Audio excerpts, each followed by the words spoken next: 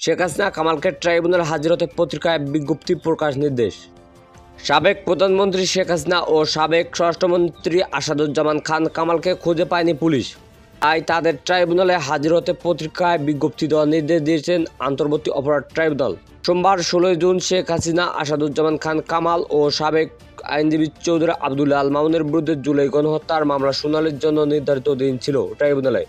পাশাপাশি আজ 3 জনকে আদালতে হাজিরের আদেশ থাকলেও 2 জন পলাতক থাকায় সকালে কেবল চৌধুরী আবদুল্লাহকে ট্রাইব্যুনালে হাজির করা হয়। চিফ প্রসিকিউটর মোহাম্মদ তাজুল ইসলাম শুনানিতে ট্রাইব্যুনালকে বলেন, আইনশৃঙ্খলা রক্ষাকারী বাহিনী গ্রেপ্তার সংক্রান্ত প্রতিবেদন পাঠিয়েছেন। এতে বলা হয়েছে, শেখ হাসিনা ও আসাদুজ্জামান খান কামালের বাসায় পুলিশ অভিযান চালিয়েছে, তাদেরকে পাওয়া যায়নি। তারা গ্রেপ্তার এড়াতে ভারতে পালিয়ে থাকতে পারে। পুলিশ প্রতিবেদনে দাখিল পর্যায়ের ট্রাইব্যুনাল পলাতক 2 আসামি আগামী 1 সপ্তাহের মধ্যে হাজির হতে 2টি পত্রিকায় বিজ্ঞপ্তি দেওয়ার নির্দেশ দেন। পাশাপাশি আগামী 24 জুন পরবর্তী শুনানির দিন ধার্য করেন। এর আগে গত 1 জুন 3 আসামির বিরুদ্ধে অভিযোগ আমলে নেন ট্রাইব্যুনাল।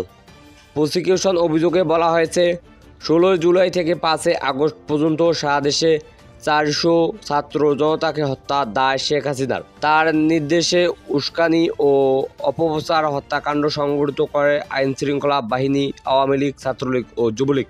শেখ হাসিনার নির্দেশে আন্দোলন দমনে মরণঘাতী অস্ত্র ব্যবহার করার প্রমাণ মিলেছে বলে জানান প্রসিকিউটর।